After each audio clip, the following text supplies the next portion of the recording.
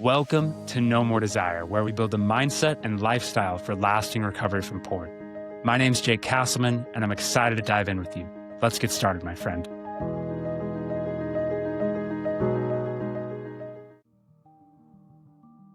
Do you struggle with anxiety, ADHD, or depression? Do you sometimes feel that you are overly sensitive? Does it make you upset?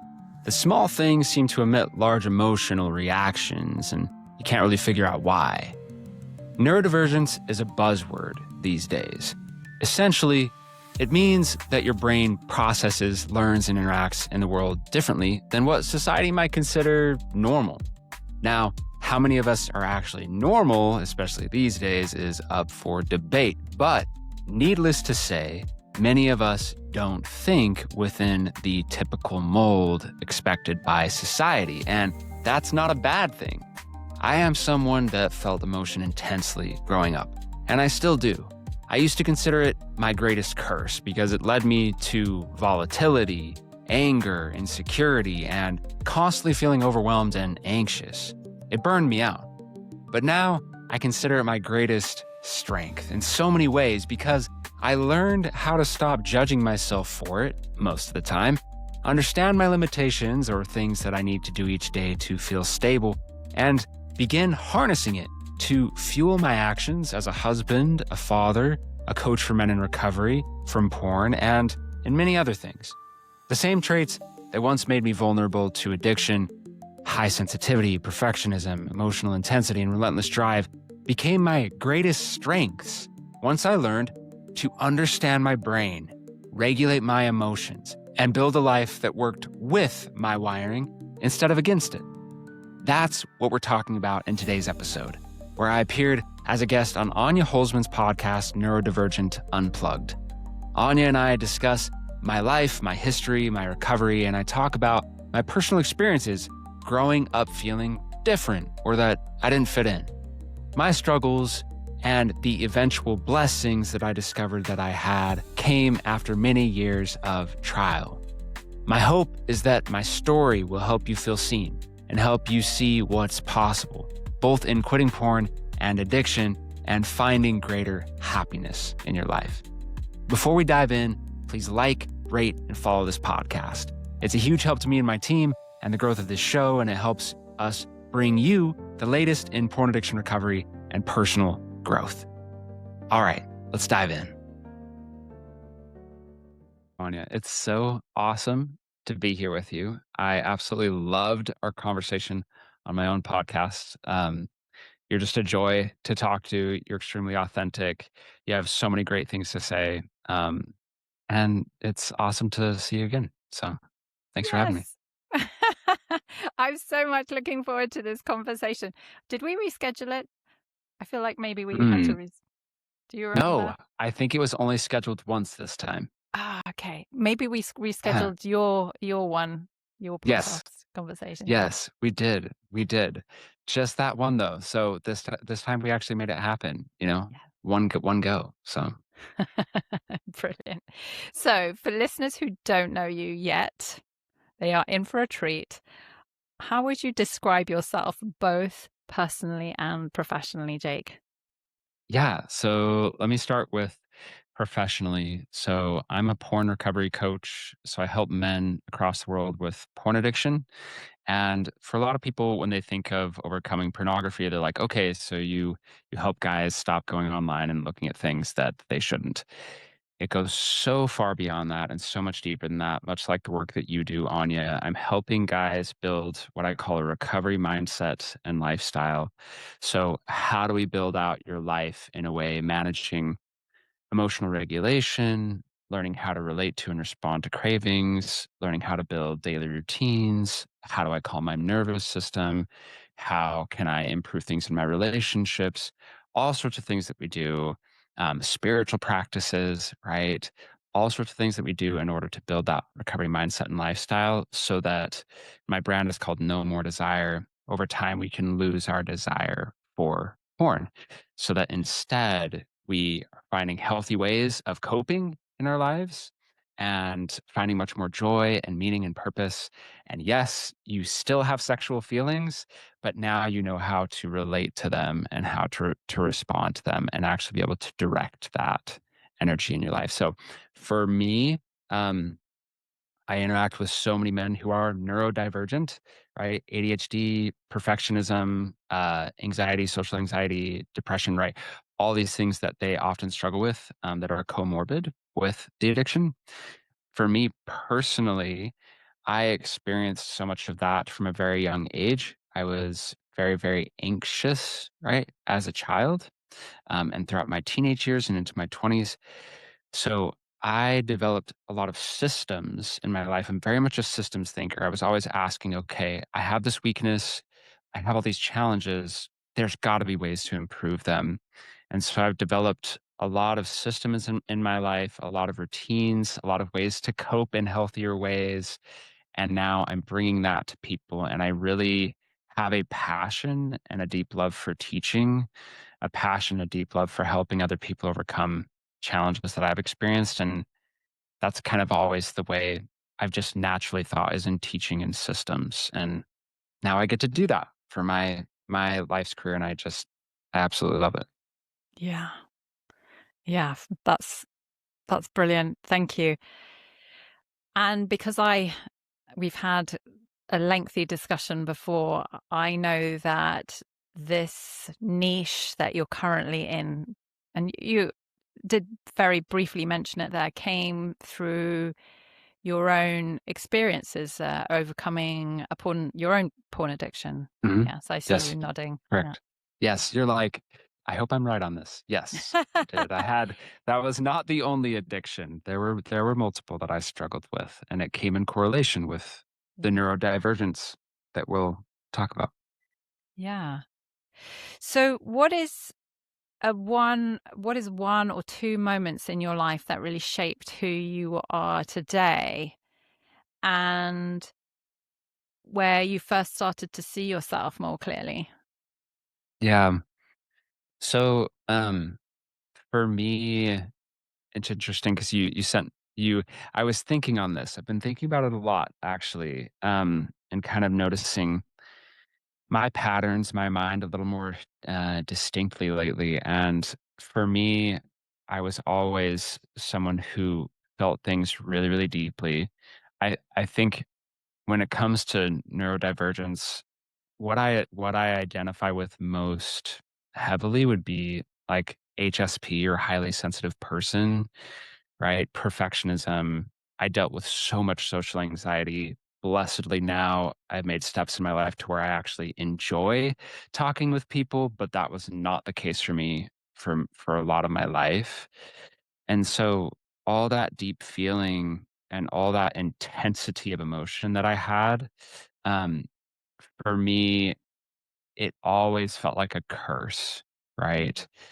And in my 20s, I started to recognize it as a gift.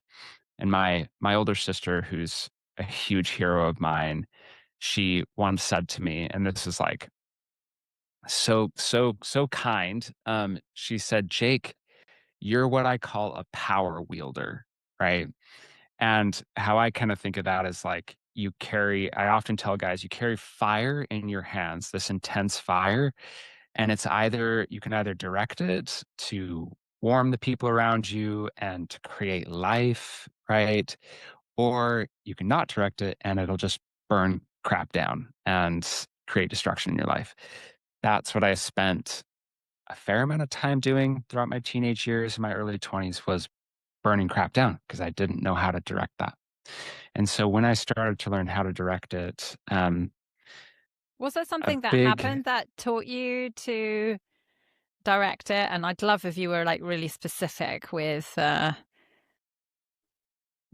what yes, exactly was happening at that time.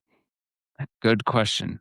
So when I was 17, that is when my transformation began to happen. So at 17 years old, um, I had developed a video game addiction from my childhood. A lot of people wouldn't associate video game addiction and pornography addiction, but they're very much correlated. They have a huge connection, which we could get into. Um, and I developed that from 4 years old. Video games were my escape. They were my way to feel okay. They were my place of, I didn't know it at the time, but kind of my safe place of control. I hold all the cards. I know what's going on. I can advance levels and I can determine how everything works out. And if I die or I fail, I can just try again and there's no consequences, Respawn. right? They respawn. I'm good. And so I really developed an addiction to that, right? And I would play for hours a day.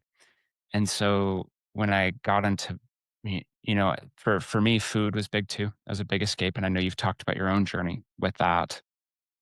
And then when I was 12, I began to develop an addiction to pornography, right? I went through puberty and that just followed suit from the other ways I was kind of escaping and trying to be okay. That then escalated. It continued to escalate. So I was getting into partying and drinking and drugs and all this stuff and things that I just never imagined I would do. Um, but it felt like I wasn't okay in my life, and I didn't know it at the time, but I was just trying to feel okay. And so at 17 years old, this really reached a peak, and it was only going to go further when, for me, I had a significant spiritual experience. Mm. Actually, my mom and dad were so afraid for me, as you can imagine. They were watching all this happen, and their previously timid, shy, but also stalwart son had turned into this addict, and they're just watching him just spiral. And so What was he- what was visible on the outside, actually? They were watching you. yeah, What did they see that made them realize that you were spiraling? ooh, do you want me to talk about like the worst things that I did? I'll just address those, and people can judge how they may. So when I was 16, I was growing pot plants in my closet. They found them, and I tried to lie to them and tell them I was growing daisies for a science project. Like, in what world? I thought my parents were so dumb. I was like, "They'll never figure it out." And they were like, "You must think we're the dumbest people on planet Earth. Like, are you kidding me right now? We know they're not daisies." Right? So my whole story, um, I And really in the state where you live, I guess that's illegal. Right. At the Yeah, time, it was very much yeah, illegal yeah, pretty much everywhere, yeah. right? And that was, oh my gosh, that was 20 years ago, essentially now. Um, so that they saw that, they knew all this, they really suspected all this stuff was going on, right? And then in addition, I stole money from them at that time, me and my friend, which was severely disrespectful and incredibly selfish. Just tossing aside everything they'd done for me my whole life. And it was really just, I wanted money to buy stuff for myself, right? Whatever I wanted. And so those two events really drove home for them. Jake's gone to a place that we never imagined he'd go, right? And they didn't even know the half of it, right, that Wow. was going on at that time. Now, in admitting that, blessedly, I was not someone who got into hard drugs. I dabbled in some things, but it was mostly marijuana and drinking, and that was excessive for me as someone who was so perfectionistic and so driven inside toward quality work and towards, like, overachieving. The fact that I'd gone that far was insane for me. I was not one who was, like, extremely impulsive, the party lifestyle. More so for me, it was I felt so much pressure inside to be perfect and to do everything right, and it just kind of bled out into these things I was doing secretly to try to mitigate that intensity that I felt. And I didn't know that, right? I didn't know how to relate to any of that. I didn't understand that at the Mm. time. So I have a spiritual experience where my father, he starts talking to me about gospel concepts. And for me, I found God, I found Christ. And I felt what all I knew was I felt something that I really wanted more of.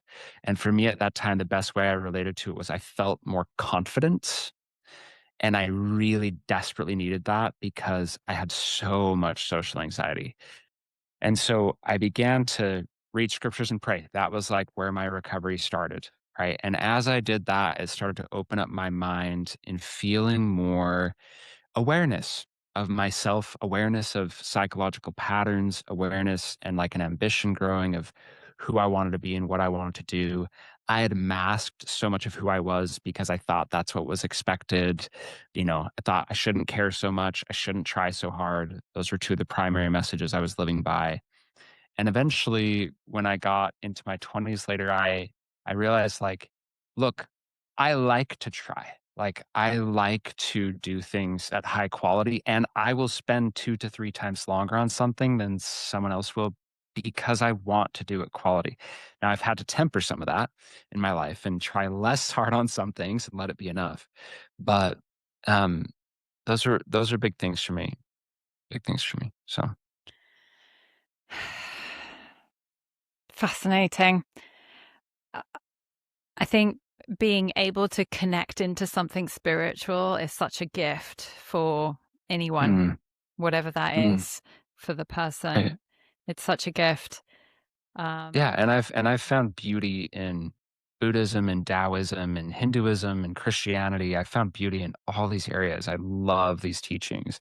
And for me, I grew up in Christianity, so I've landed there, but I also study these other areas. And I just think whatever spiritual practice you can get into, if you make it a dedicated thing that you're doing regularly and you find strength and light in that, it's fantastic, whatever form that comes in.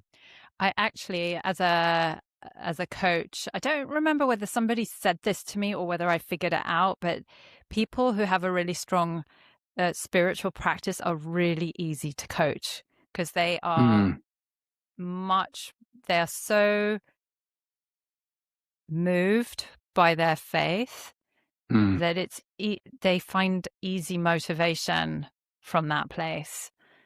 Uh, Yes. yeah, so Right. so I really think it's such a gift to have that. I'm Mm. wondering also whilst listening to you, because I've always felt spiritual, but I was raised Catholic by atheist parents, which was very confusing for me. Oh my gosh. I can only imagine how And confusing that was. yeah, and I went to Catholic schools, right? So, and the reason why I went to Catholic schools was a strategic choice by probably my mom because they were better schools in London where I grew up. And Mm. so she was like, okay, well, we've got this Polish thing, we can definitely pull the Catholic card and get you into that school. But so I would listen to all of these like sermons and everything with like complete sincerity. And then I'd come home and I'd start telling my mom about Jesus. Yes. And she'd be like, well, let me tell you something. That's I amazing. have to laugh. I have to laugh because it was funny. But I've always been Yes. attracted to very spiritual books and this whole concept of, it sounds really pagan, but like, connecting to nature. I mean, there's science now which backs that up, that you Mm. go out, if you forest bathe, it directly affects you on Yeah. a cellular level and it is very healing.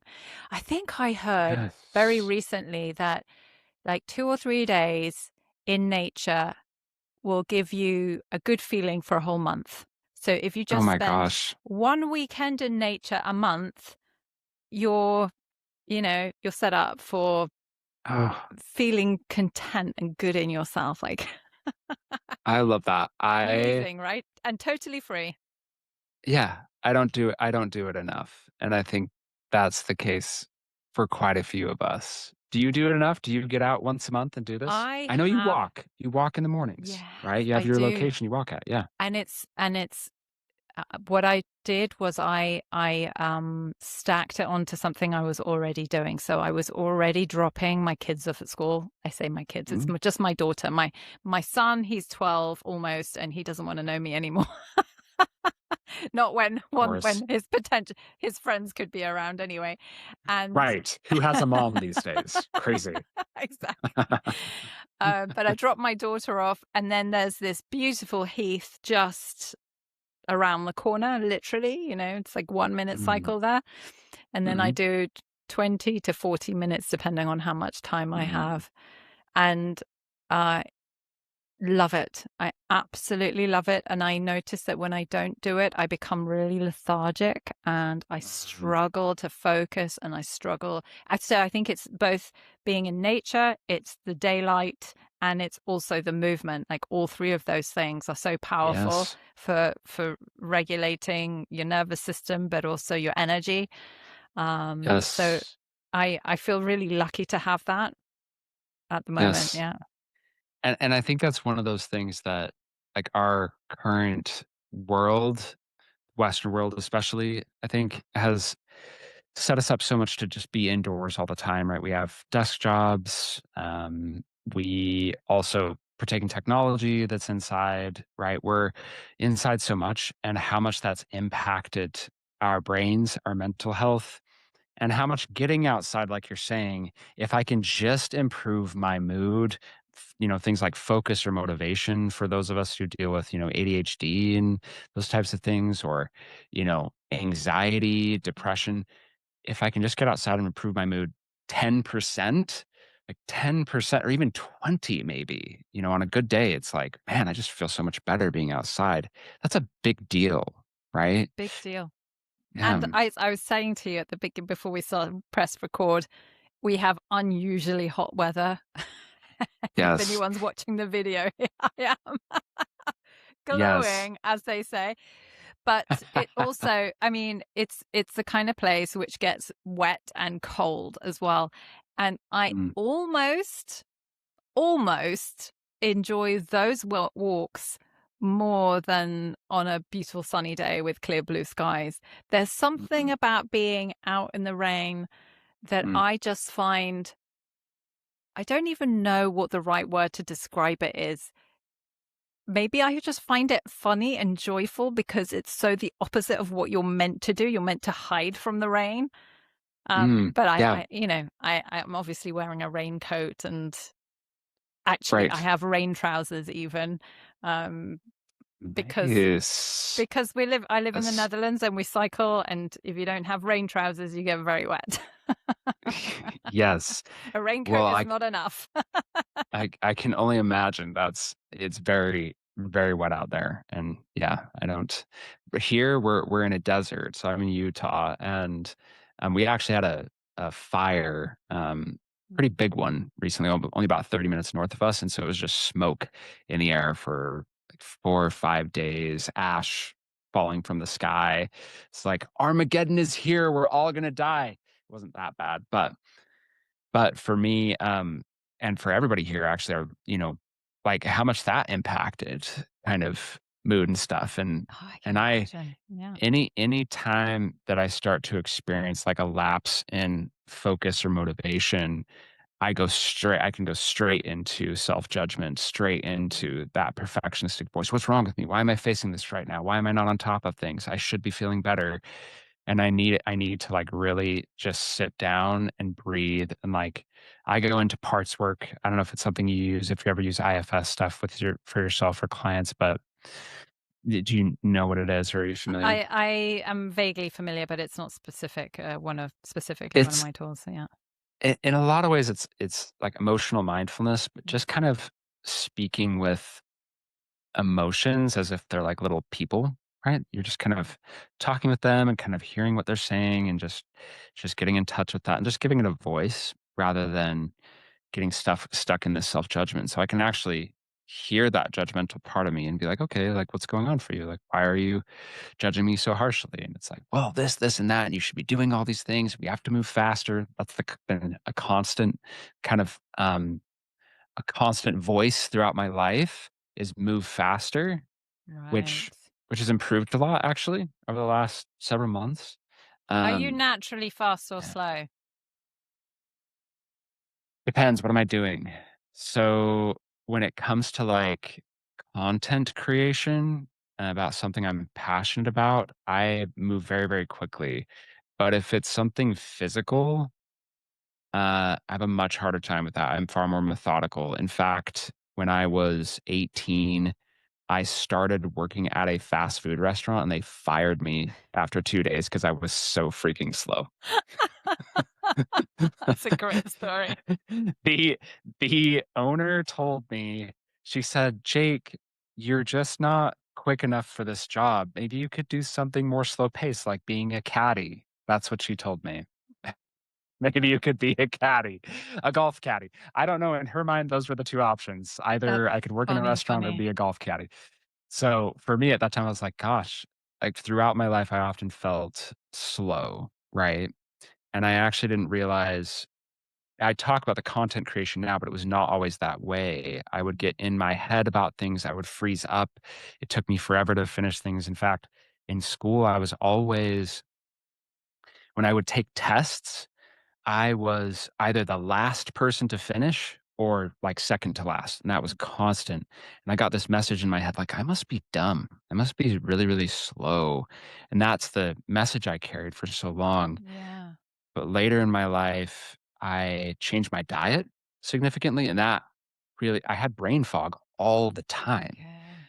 What was it that you And needed to yeah, remove? Was it sugar or was it gluten or sugar mainly? sugar was huge for Mm. me. So I'm very sensitive to blood sugar fluctuations, and so I can eat a pretty small amount of sugar and start to experience within 15, 20 minutes, I start to experience brain fog. I feel kind of irritable, feel kind of tense. I can't really think clearly. And that's just how my whole life was, Anya. Yeah. Of childhood, teenage years, my 20s, I just always felt like that. And I was like, I don't know. Other people seem to be able to do all these things. I just can't. And when I got onto a paleo diet, and I still eat beans and I eat things like that that process better in the body, but that just transformed my life. Mm. Really, really did. Yeah. Makes so much sense. We could go on so many different tangents here. Right? Yes. Um, One of the things I was thinking was that I do that work, the parts work, but I just don't call it that. It's I work with the idea of the captain on the crew or the Mm. saboteurs or the gremlins. Yeah, so, Yeah, like, same thing. yeah, Yeah, yeah, same yeah, thing, exactly. totally. It's really, really useful work to do. It is. Yeah. Because I think, like, for me, I've moved more lately into just purely emotional mindfulness and not so specifically the parts work, but it's helped me so much to stop identifying with my emotions and Mm. thoughts and just being like, this is my internal environment and there's all sorts of weird, crazy stuff that goes on. Because I used to just judge myself so harshly when I'd think like angry thoughts and stuff like, what's wrong with me? I'm such an angry person. I'm so rude. Right. And now it's just the angry thoughts can come up and it's like, yeah, like this is like part of being human. It's okay for this to be here. And I'm going to get in relationship to it. Right. And get to know what's going on, you know? Yeah. Yeah. Also, the part of your story really resonates with me, and that's something that I have been really working on a lot on myself over the last Mm, year specifically.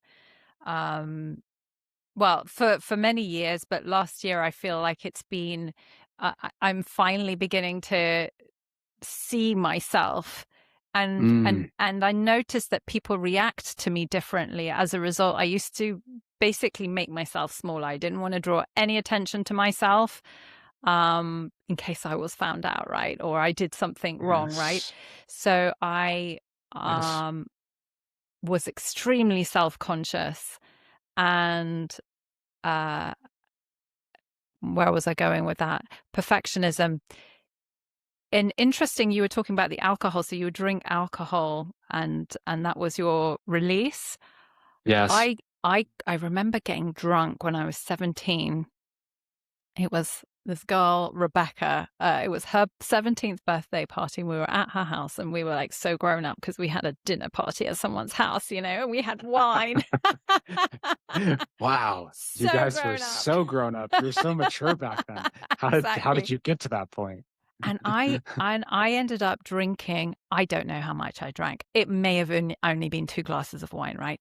But I Right. was drunk and I started crying and I couldn't stop. I literally ended up crying for the entire evening, to the point where my friends called my mum to pick me up and take me home because they couldn't get me to stop crying. And I was mortally embarrassed, but I couldn't stop. It was like everything started coming out. And as a result, I have I actually never became a big drinker because I was a little bit afraid of losing control, which Totally. also ties into the perfectionism. Yes. Oh, absolutely. I know for me, so I was drinking in my college years, my freshman year. That was the heaviest drinking phase, and I remember I blacked out, not like fainted, but I didn't remember what Mm. happened, and I remember people telling me about stuff I said, and I was absolutely mortified, and it goes Mm. right into that kind of sense of control, like I didn't have control over what people thought about me and how I appeared, and I was just living in this constant performance mindset, which can Yeah. obviously come up for me now too in different ways, right? But has become much better, and so for me, when people would say things like, "Oh, yeah, like, I love just, like" well, to use the phrase, getting shit-faced and just, like, losing your mind and just forgetting everything that happened, like, people would say, like, "That's fun," and I'd be like, "That's not fun, that's terrifying. That's absolutely terrifying." I've always had that sense of, like, I wanna have that control, and so I've had to let go of some of that, but it's also been a superpower in that in creating systems in my life and creating ways to improve my well-being and like I have these really high expectations. So to some degree, how can I meet those? And that sounds so unhealthy, but how can I meet some of those? And then also how can I be self-aware and like let go of some other things I don't need to have such high expectations on? But when it comes to creating a business, for instance, like that's been a huge it's been a huge benefit to me because then I really care about the little details and I really care about how each client's trajectory is going and like things that I can help them with and like seeing the small things and putting together the puzzle pieces. That's been so good for me. But again, in the past, like I just felt all the pressure, but could not meet that pressure. So it just crushed me really and just Yeah. I I failed to start. I failed to launch on so many things or ever even try, you know? Yeah. I'm sure a lot of people are going to resonate with that. A quick pause for just a couple minutes. There are a lot of men who feel discouraged by some of the recovery programs or therapy services out there. Maybe you are this way as well. Tell me if this sounds familiar to you. You show up to a one on one session, someone asks you how your week went, you talk about your problems, maybe you talk about your relapses, and perhaps get a bit of advice or a listening ear, but you don't really feel like you are being given any sound tools to use throughout the week, throughout each day. This is not to say that these aren't well meaning professionals or that they don't do a lot of good for you, but to overcome porn, you need a sound structure. Many of the men in my program who've tried traditional therapy routes or other services find something different in this program. I provide a step by step structure that guides you in building habits and tools for your recovery. I provide you with 10 to 15-minute daily practices to build emotional resilience and work through cravings, an entire online course library that I've worked on for years with short lessons and applied exercises. In the program, you will learn practices derived from CBT, IFS, neuroscience, nutritional psychology, faith, philosophy, and I help you apply each teaching to your everyday life through reflections, worksheets, and instructions. It's all about that application, guys. For guys who are looking for a higher level of support, I provide weekly one on one coaching to build personalized plans for your specific situation. I also instruct you in meditation practices in session to work through cravings and emotions and to train yourself to do this so that when they come up, you'll know what to do. Many men find this extremely helpful. In addition to all this, you don't do things alone. You are part of a private online community and meet with a weekly group to connect with other men who are on the same journey. It's a really awesome culture. At No More Desire, you're not just getting sober, you're designing a life that you love. So to learn more about the program, go to nomordesire.com/coaching. All right, back to the show. When did you first notice that your brain worked differently? And Can you share a specific moment when this became obvious to you? Yes. Um, so I think as a you're talking about a specific moment. Now that might be hard to nail down, but As close as you can get to specific. yes, I think You for can let go me, of the perfectionism here. It doesn't have to be perfect. but it might need to be perfect though. No, I'm just kidding. So for me, as a teenager, like as a kid, just with how intense my emotions were, I cared a lot about details. I cared a lot. I think I carried a lot of this massive weight of like, I have to make a difference in the world and I have to impact people for the better. And Do you know where that all came of from? that. Ooh, good question. I've thought a lot about that. I don't really know, Anya, to be honest. I just always felt that way.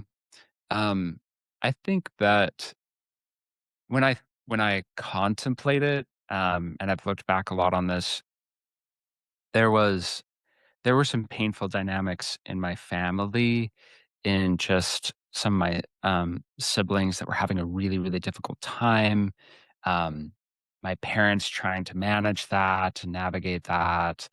Me as a tiny 4-year-old, us moving from California to Utah was really, really hard for my older siblings. And it was really hard for me, but I didn't know that. And I think I carried this weight of like everyone in my household is stressed out. Um, this is public knowledge, but my father dealt with a pornography addiction. He's now sober and has been for years, and he does the work that I do only as a therapist, and I do it as a coach. I'm so proud of him. He's amazing. He's been an incredible mentor for me. But he was dealing with that. My mother was dealing with the betrayal of that.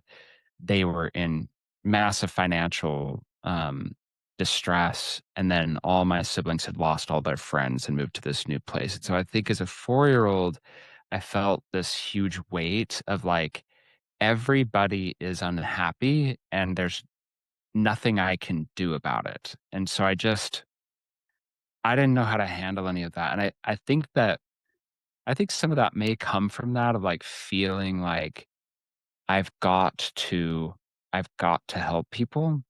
Um, and then very easily the insecurity can come up, but I can't, and there's nothing I can do. And so what has happened in my work is being able to bring in that kind of core motive of helping others overcome Yeah, suffering. makes sense. And I always carried like, I want to help people with their brains. That I swear to you, from the time I was like 12 years old, I was like, I had a dream. I'm going to help people with their brains, right? And And that's and going eventually what I back got to into. the original question, which I completely segued us Right. off, which was I take responsibility for that. Um, around noticing that your brain works differently. So you said that you always wanted to have a positive impact, and I'll let you continue your story from where I Yes. interrupted. Yes. So I think for me, you know, a message I got was, I had 4 brothers and 1 sister, right? So it's a very masculine home. And I gathered I've never been the typical kind of masculine, like play sports and like eat or cook meat and like go hunting. That's never ever been me, and I could never relate to those boys, and boys that are just they're physical and they Mm, just want to compete and play sports. And I never felt that way, and I always just felt like something must be wrong with me. Like I must mm, be just weird. And I gathered implicitly, don't share deep emotion. Don't share deep emotion. And so that's what I got into, in just suppressing what yeah, I felt, yeah. right? In Because you childhood and did you teenage years. because Yeah. you did have a lot of emotions, right? You had So, so, felt so so much. much. Yeah.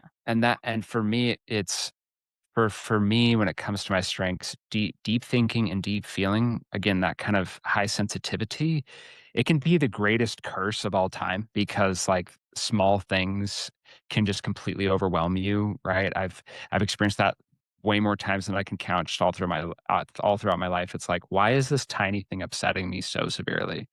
And so I needed to learn how to emotionally regulate and just to meet myself in that intense emotion and be like, it's okay that this feels incredibly upsetting for me.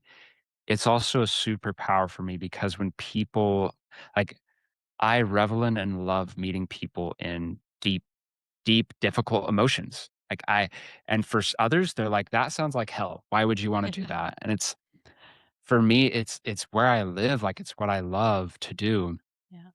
and so I realized later in life, sometime in my 20s, this is actually a really, really positive thing, and this is a way that I can help people. It's good that I feel deep emotion, Mm. but I think especially in high school and middle school, it was just like no one wanted to hear about any of that, or at least not the people I hung out with, Yeah.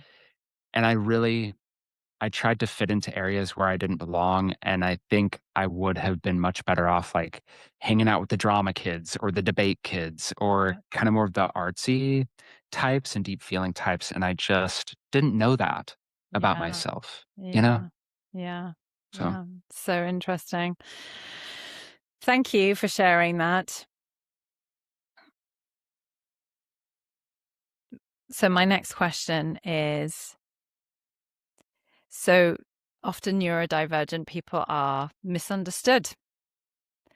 And I'm curious whether you remember a time when you were misunderstood, underestimated, and then when and whether there was a moment where you realized actually that wasn't a flaw in you, that thing that other people put on you, that it was your strength. And you've talked a lot about your, being in tune, feeling a lot, in tune with emotions. I don't know whether I don't think you actually said that now, but in no, no. feeling a lot of emotions and enjoying holding space for emotions, especially later on.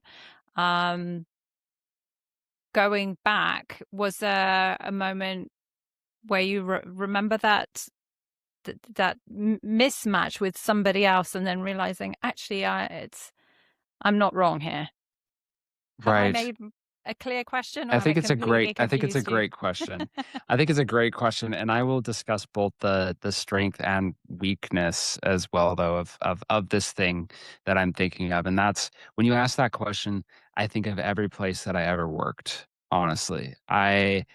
I think that I often had 2 expectations, which one was I wanted to move faster than everybody else, and I'm not saying that I was, always a top performer, which I did do well at the places that I worked, but I had an impatience, right, with wanting to move at a faster pace than most other people, and people would just look at me and be like, "You're an employee, like, why do you care so much? Mm, Why do you want to move at this fast? Like, who cares? You're getting your hourly pay or you're getting your salary, just, like, do a decent job and don't worry about it." And I couldn't help but always be like, "We could do this more efficiently. We could do that more efficiently. This could be done differently."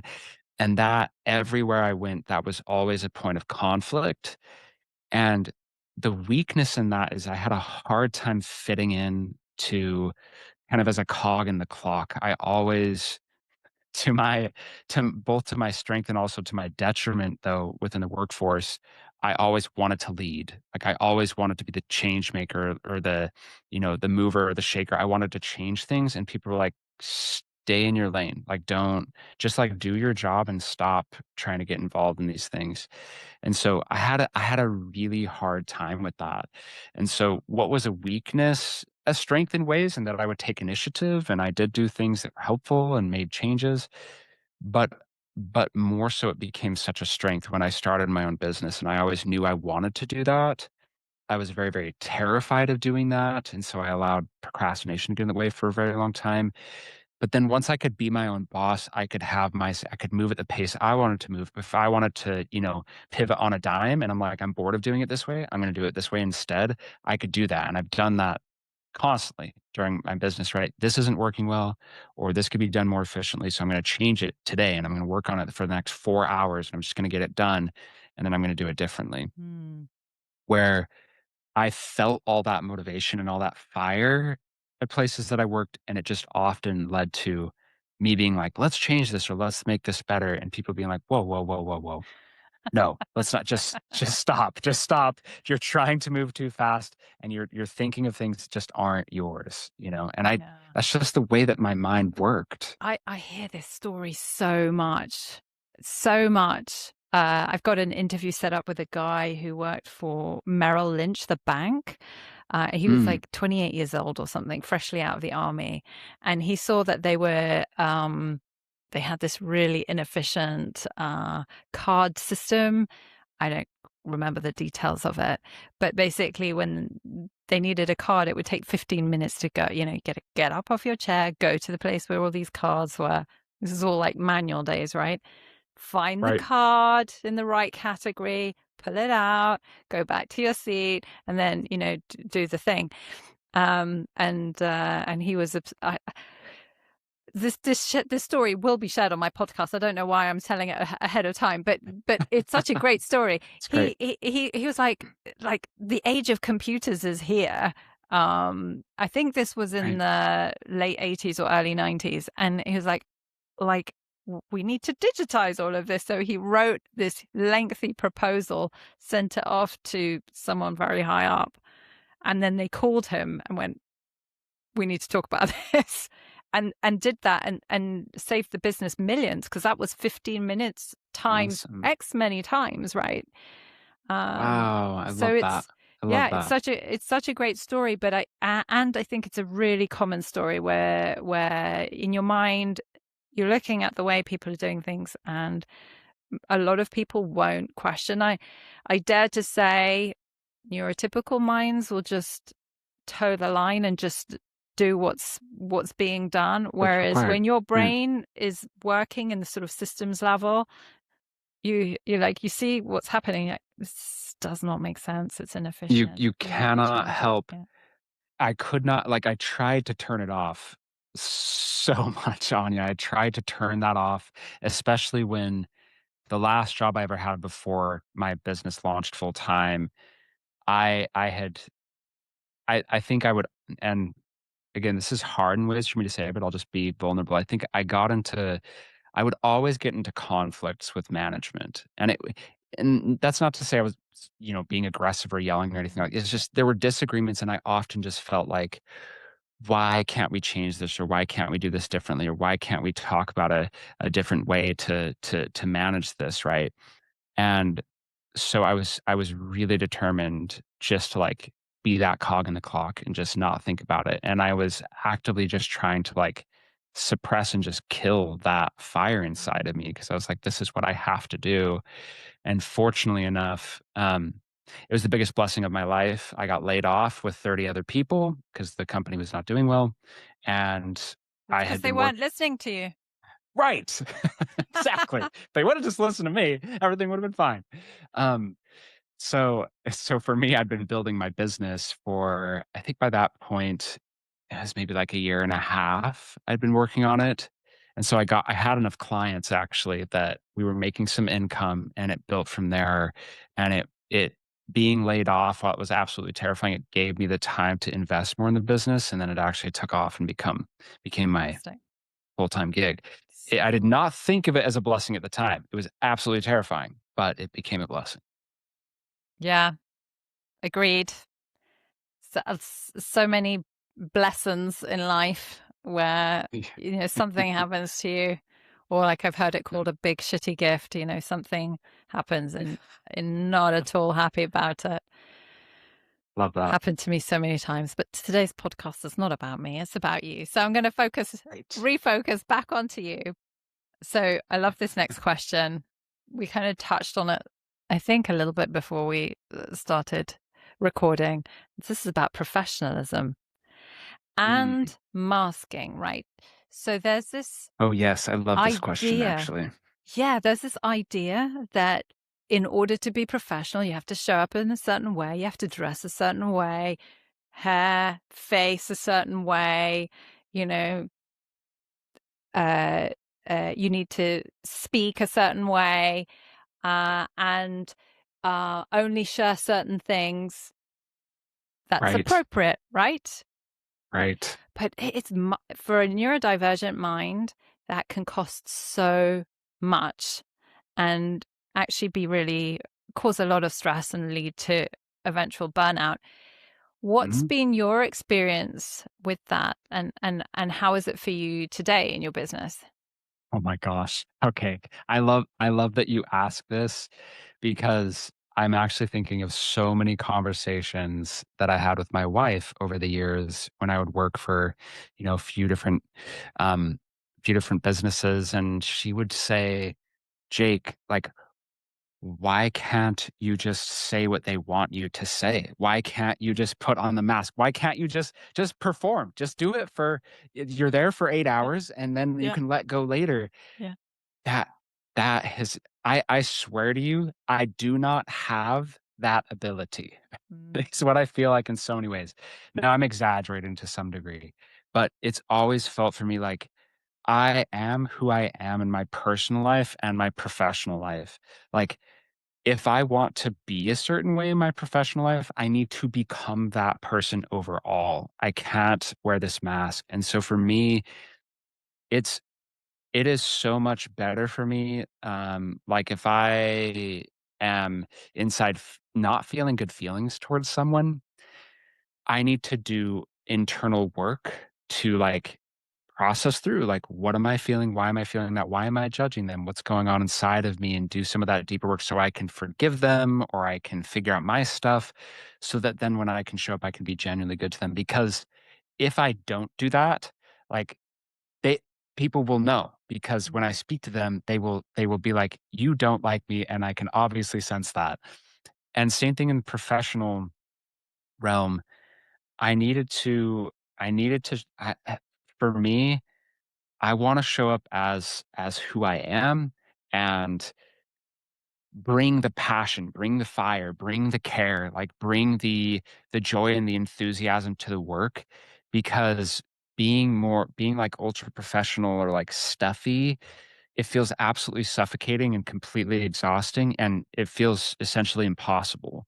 And so, with my clients and the people that I work with, it's like I express things in ways that would be far less professional than you would think traditionally, where it's like, "I'm so excited for you, bro. Like, this is so awesome, and I'm so happy for you. I love that you're having this success," or, expressing things just authentically and using my joy and optimism to my advantage. And I get to do that in the work that I do now, yeah, where in the professional or corporate sphere, that's not really welcome a lot of times. It's you have again, you have to put on that mask, you have to appear a certain way. yeah. I have never been that way, and I honestly I often had, like, in business meetings or things like that, I would say things and I would realize later, like, "Oh, that, like, broke the status quo," or "That didn't look quite right," and that was constant for me. People would just they just kind of look at me like, "Why are you not, like, playing the game? Like, why are you not doing the thing?"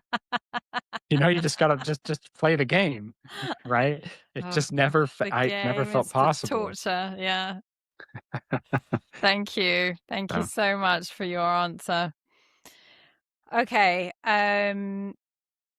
We talked a little bit about your strengths, that you're a very deep feeling people person.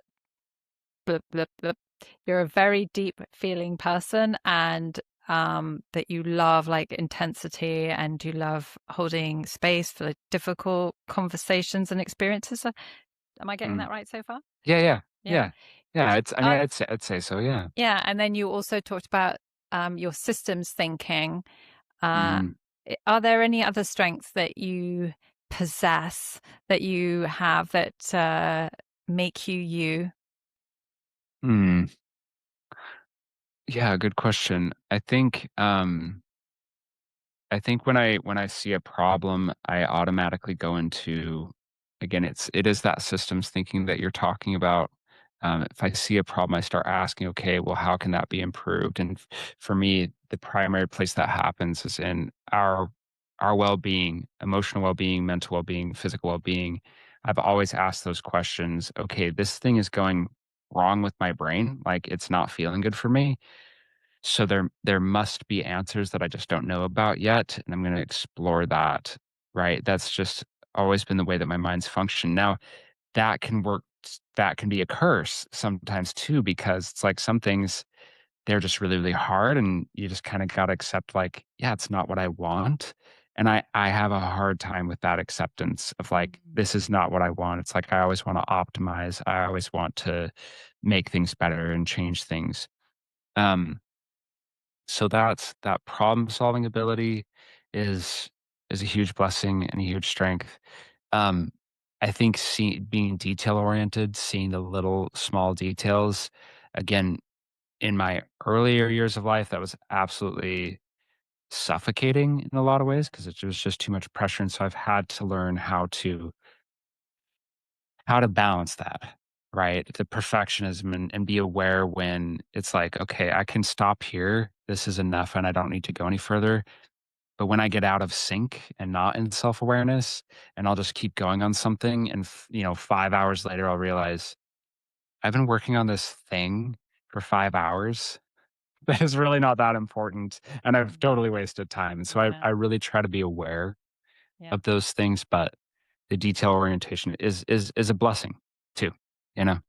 Do you do hyperfocus? Do you get like so focused Oh on my something that gosh. you forget the rest of the world exists?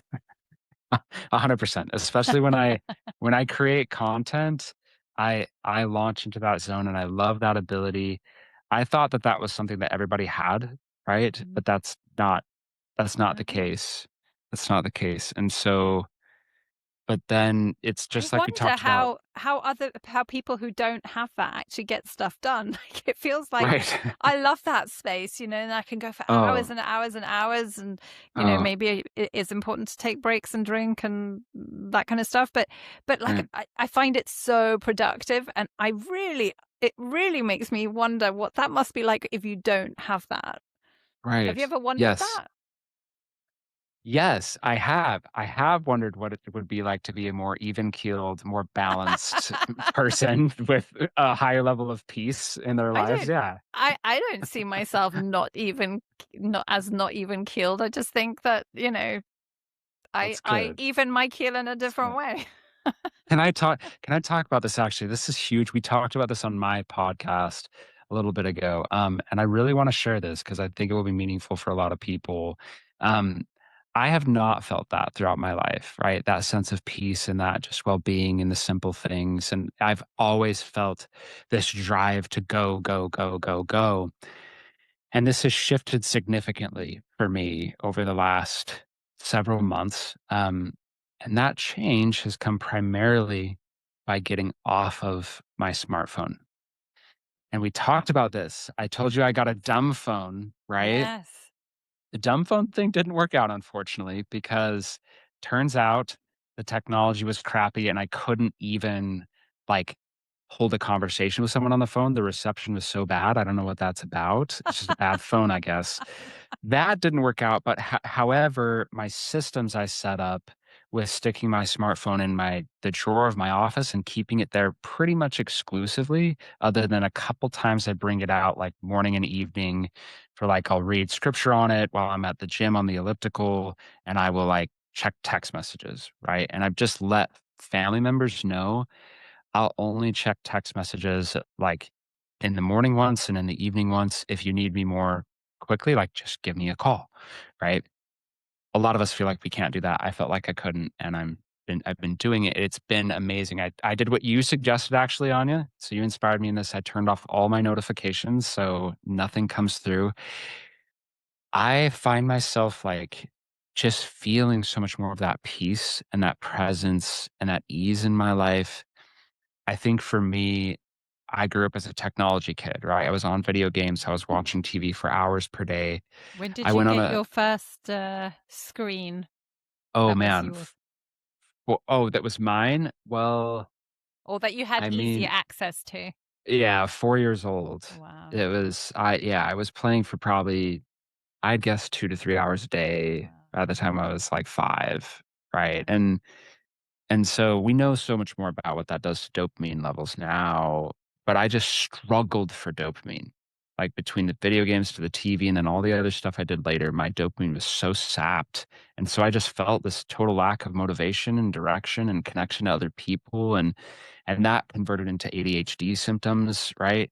I don't know that I inherently have ADHD, but I definitely developed all of that in my life. And I know what that feels like to not be able to focus and not feel motivated, for all sorts of things. And so coming off of the smartphone, I just realized, over the last, it was probably 9 months ago when I recognized like I have always had this connection to technology and I'd improved it a lot, but I decided to fast from TV for 6 months.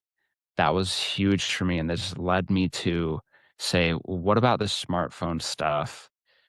And making all these changes and just minimizing it as much as humanly possible has improved in such a short time. Like, it's only been 2 months since I got to this really, pretty extreme place with minimization with it. It's helped me so much. Just so many of the mental health issues and things that I've had have improved significantly. That's really blown me away. Yeah, yeah. I hope what you just shared inspires some people to have a second think about the way they use technology, Mm, because it does have a huge impact. I have also a lot of structure around that. I charge my phone downstairs. I don't pick it up until I think probably a good hour after I wake. And actually, mm, I don't really use it for several hours. And I have all of my notifications switched off, and I often just lose my phone because I'm not on it. that's so So, good.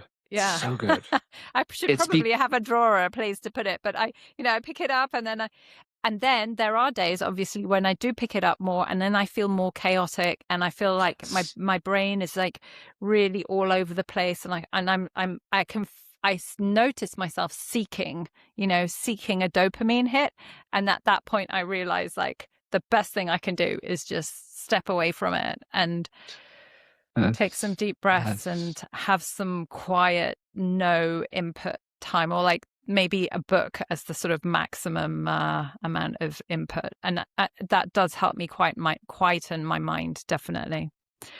because when you Let's, go into that zone, you literally feel like the best thing to do is to become more busy and do more, right? It's, yeah, I'll just stay in this zone, and yeah, you need the silence. And yeah, you do need the yeah, silence. so many of us just don't Yeah, anticipate how yeah, much of a thing that is. yeah. So, How do you define success uh, today versus how you used to define success? And can you share a recent moment when you felt successful in that way? yeah, I think that for me, obvious things come up as far as how I show up as a husband, how I show up as a father. Those are huge, and those have come into much greater focus for me over the last year, especially. This world teaches us that work is most important in a lot of ways in the Western world, and I don't think that's true. I think if there's not happiness in the home, like there's just not happiness, and so that's huge for me. How am I showing up there? And then how am I showing up as a coach? But for me, from a fundamental level of my success personally, I think emotional regulation is a big part of that. How am I, again, I often use the words, how am I relating to and responding to emotions? So things like, cravings, they show up, and we can get cravings for all sorts of stuff, right? Primarily with the men that I work with, it's sexual cravings, it's cravings for porn or masturbation. How do I respond to things like that come up? How am I responding to anger? How am I responding to, feelings of fear or feelings of shame? That needs to come before everything else. Like, I think it's easy to get into, "Well, I don't have time to deal with this emotion," or "I don't have time to regulate or do what I need to do, to breathe or to calm down because I have too much to do." And what I have found is it's not about how, like, we often feel like again, time. I need to optimize time. And it's not about optimizing time for me. It's about optimizing my focus and my presence. How present am I in what I'm doing each day? How present am I for my kids, for my wife? How present am I in my, when I'm out at social events? How present am I for my clients? That's, I don't think time is our most valuable resource. I think presence is our most valuable resource. And if I'm really, really present, I can do so much more good and be so much more creative in an hour than I could in, 2 hours, right? If I took an hour to like calm down and do some writing and do some things that I need to do because I'm stressed out of my mind, that hour is going to be so much better utilized. And so keeping a consistent awareness, where am I at emotionally? And am I maintaining some semblance of balance? And that can get too extreme, right? If I become too perfectionistic about that, I need to feel just right. And I've certainly spent so much time in my life feeling and thinking that way. But to maintain some of that balance in my life is huge for me personally when it comes to success. Because if I don't maintain that, then I can't maintain sobriety in the long run, right? If I'm not watching that Yeah. and I do that enough, and then if there's no sobriety, then there's no peace, and then it affects everything. So Couldn't agree with you more. Well yeah, said. Yeah. Thank you. Thank you for that. yeah. Okay. What is I think this connects really nicely to what you just said, actually. What's a ritual, tool, or practice or habit that genuinely grounds you and helps you function at your best, helps your brain function at its best? There are so many things that I could talk about, and I'm going to mention several. Um, for me, the way I start my day is absolutely massive. I came to understand, right, as someone who struggled so heavily with focus and motivation for so much of my life, I needed to optimize as much as I could and to create these systems as much as I could to give myself momentum. And so what I found was if I start my day by hitting the snooze button 10 times or, watching TV or what a lot of people are doing now, which I blessedly never got in the habit of, the scrolling reels or shorts. If I start my day that way, it impacts the entire rest of the day. Yeah. I think. And so starting my day with quiet, with silence, not on technology, starting it with prayer, starting it with breath work. I absolutely love the Wim Hof technique. I do that most mornings and I have for about 3 years now. Do you ever do Wim Hof? Have you ever tried it before? I've tried it, but because of my not enjoying feeling out of Too stifled control, with. it's like, Oh I yeah. get really, really dizzy. So Yes. I don't really like it that much. That makes sense. That Yeah. makes sense. Yes. And so whatever breath work thing it is, breath is this really simple thing that we can easily overlook. I use it all the time in my life now. And it's free.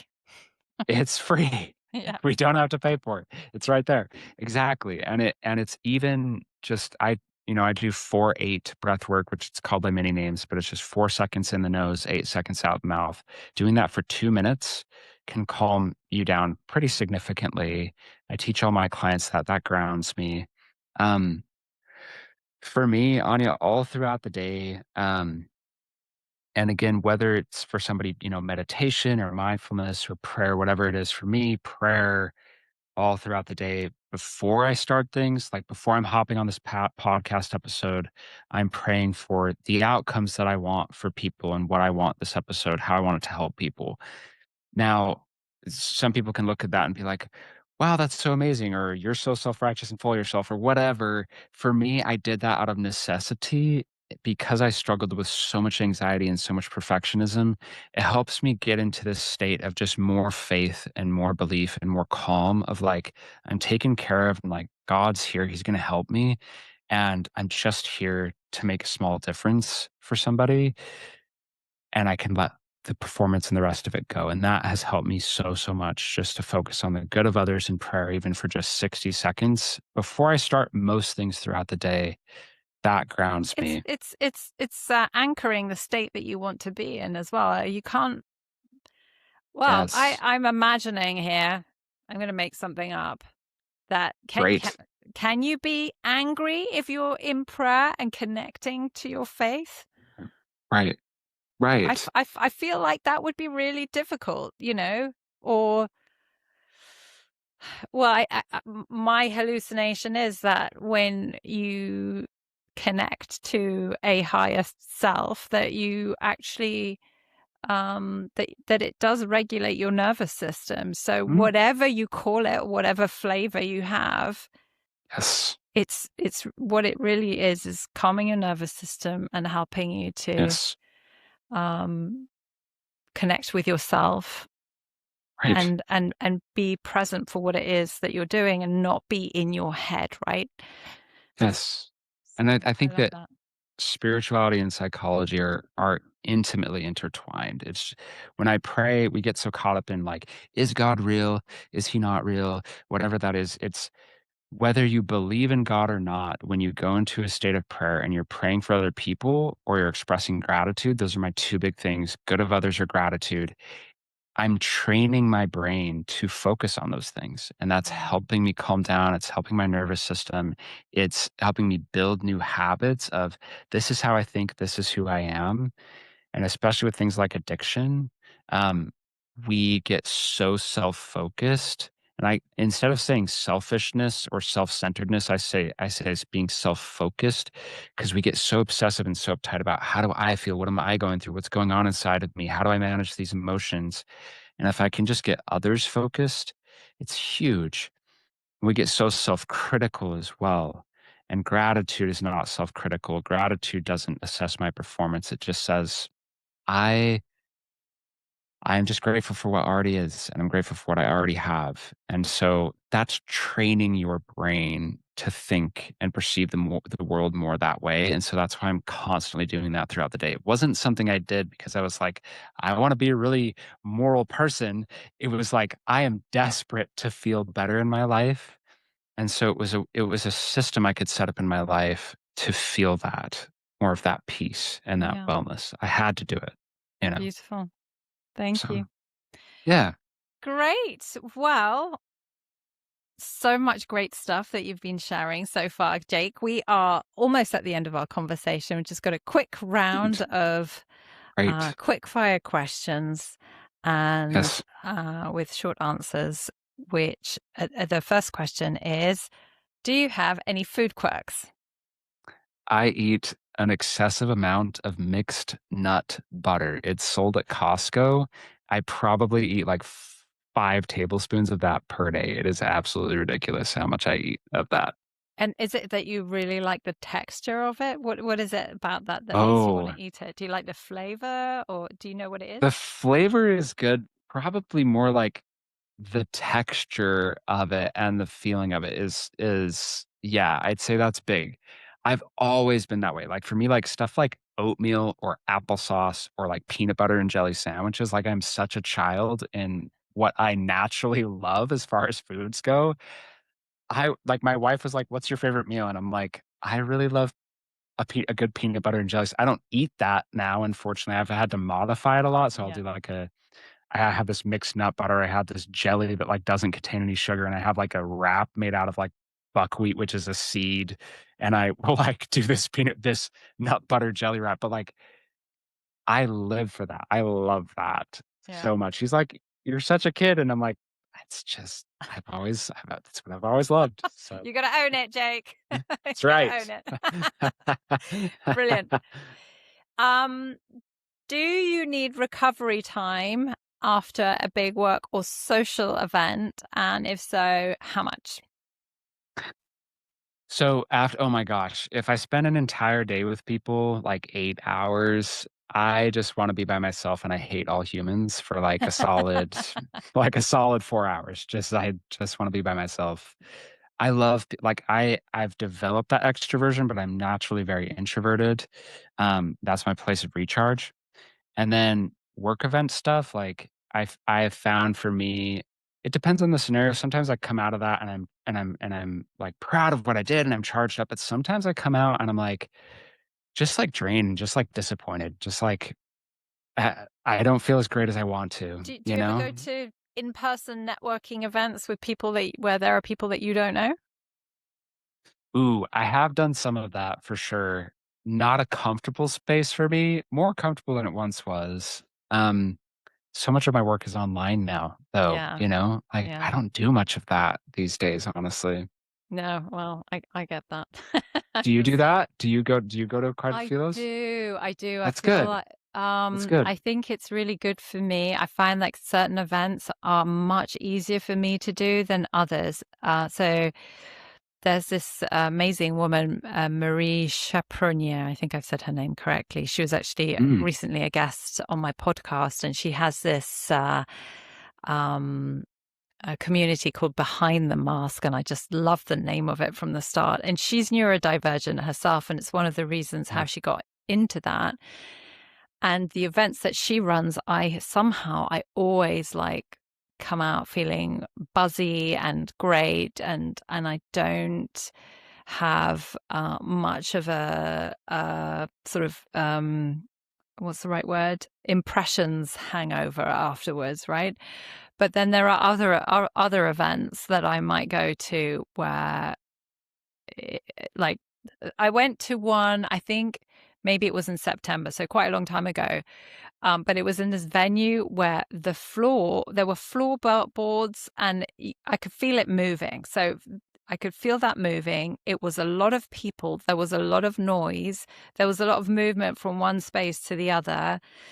And I was like, for 2 days afterwards, I was recovering from that event. It was Mm, like too much on too many levels. So now I'm mm, kinder to myself. Also, I generally just leave as soon as I feel like I starting to feel a bit overwhelmed. I'm like, okay, mm. I've gotten to my capacity. It's time to go. I'm not. Whereas I would have pushed through before. I don't do that anymore. Right. Yeah, Yes.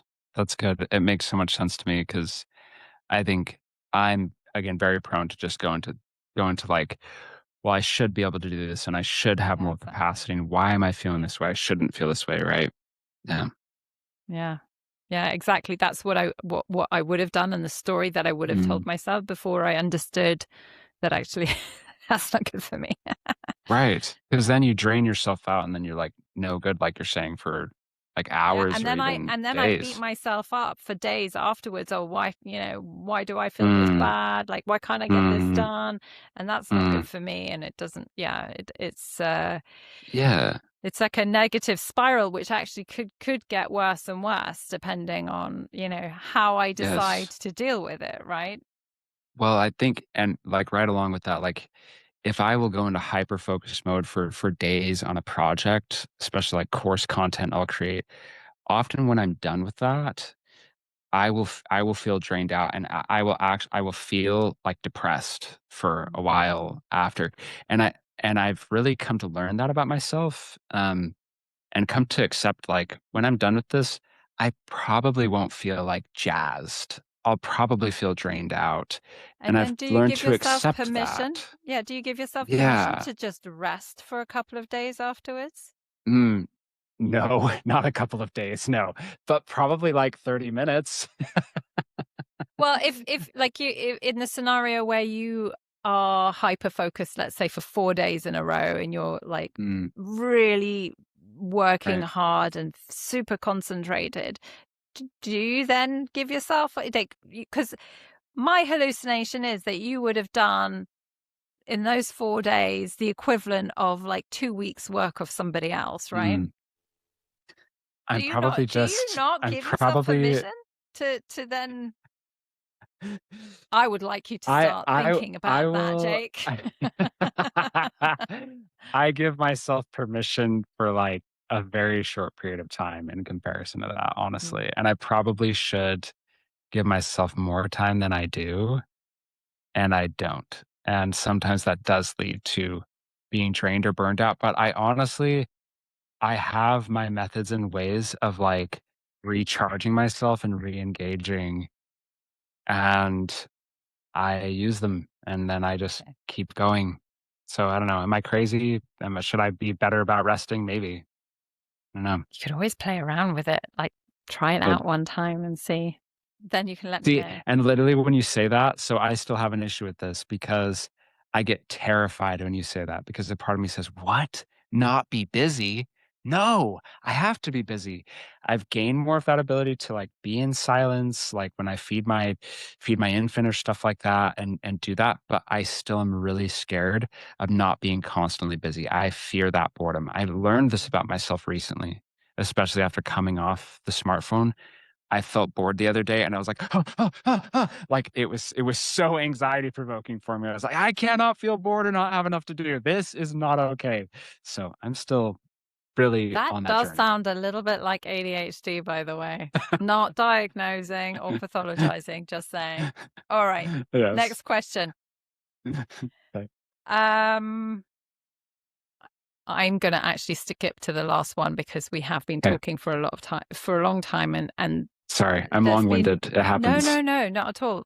I just think that there's been so much, like so much richness. Yeah. We don't need to overcook it, right?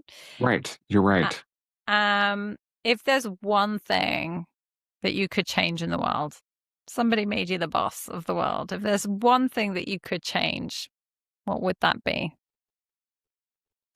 Anya, this is probably like a semi strange answer in some ways, but I would get rid of all screens. That's where you're at right now, right? I don't Right. disagree with you, right? I've got kids. Right. My son's just been diagnosed autistic, and I can see how he struggles. He also has social struggles, and I Mm. see how difficult it Mhm. is for him. And I feel Mhm. that, I'm a tiny bit older than you, maybe like by a day or two. Uh, I Yeah. didn't grow up with screens myself, apart from a TV, and we only had 4 channels when I was Right. little, right? So, you know, Right. and you couldn't, it was either there was either something on, or it was boring, and you didn't watch. You just spent the whole time outside playing and Right. being creative, and I feel like that was so good for me, and has made me more resourceful today as a result.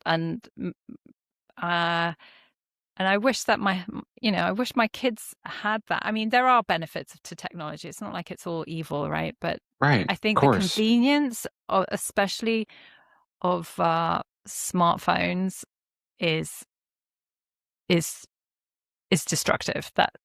Yeah, maybe let's keep laptops, computers, desktops, Right. but just get rid Because of then I the couldn't work. smartphones. Neither of us could have our jobs. So there's that. Right. And that's why I say it's ironic too, because it's like my entire livelihood, like, it would not be possible without the technology. Yeah. But yeah, getting rid of all smartphones because it's just been because I have experienced, and I've been minimizing my use of a smartphone for years, and then getting to that point where I was like, "Look, I got so sick. I got sick of it multiple times, and I said, I'm done. I'm finally done. I'm tired of this impacting my life in such a negative way, and I'm making some really drastic changes." But that took me years to get there, and with what I've experienced in such a short period, I'm just like, so many of us just have no idea how much this is harming our connections to people, our emotions, our dopamine levels, our feelings of focus and motivation, our presence. And we just deserve to live as humans. And we become like these technology consumers to such a large degree. It's so harmful to our brains and our lives to a degree that I just don't think we can possibly see until we start to come out of it. And we're like, oh, that's what I've been going through. So for me, I'm on the track of burn all smartphones, destroy them, get rid of them. But I also get it. And I know that's Yeah. extreme, but it's just what I feel. Yeah. So yeah. Yeah. Okay. Thank you very much, Jake. I'm sure that there will be a few people who will be challenging their views of their phones, among other things, actually, because there has been so much great stuff that we've talked about today. It's, And it's I'm also sure that people will want to find you. So, would you like to share again where people can find you if they're interested in knowing more about your work? Yes. So I have my own podcast, No More Desire. If you look that up on Spotify or Apple Podcasts, or wherever you find a podcast, it should come right up. Love the work I do there. I have multiple guests on, including Anya's episode is coming out in 2 weeks. I don't know when you launch this, but it's coming out on July 8th. So I'm excited about that. And then if you want to go deeper into coaching or I have a free workshop, free ebook, I have multiple resources, go to nomordesire.com. A great place to go there is nomordesire.com/tools. And I have a whole page of tons of resources there that are free or paid if you're looking for coaching. So yeah. Thank you so much. It's been so Yes. great. Thank you. Yes, absolutely. Thank you, Anya. Thanks for listening to No More Desire. It's a genuine blessing for me to do the work that I do, and I wouldn't be able to do it without you, my listeners, so thank you. If you've enjoyed today's episode, do me a favor. Follow this podcast, hit the notification bell, and shoot me a rating. The more people who do this, the more men this podcast will reach. So take a few minutes of your time and hit those buttons. And if you want to take your sobriety to the next level, check out my free workshop, The 8 Keys to Lose Your Desire for Porn, or my free ebook, The 10 Tools to Conquer Cravings. These are specialized pieces of content that will give you practical exercises and applied solutions to overcome porn addiction. And you can find them at nomordesire.com. As a listener of the No More Desire podcast, you are part of a worldwide movement of men who are breaking free of porn to live more impactful, meaningful, and selfless lives. So keep learning, keep growing, and keep building that recovery mindset and lifestyle. God bless.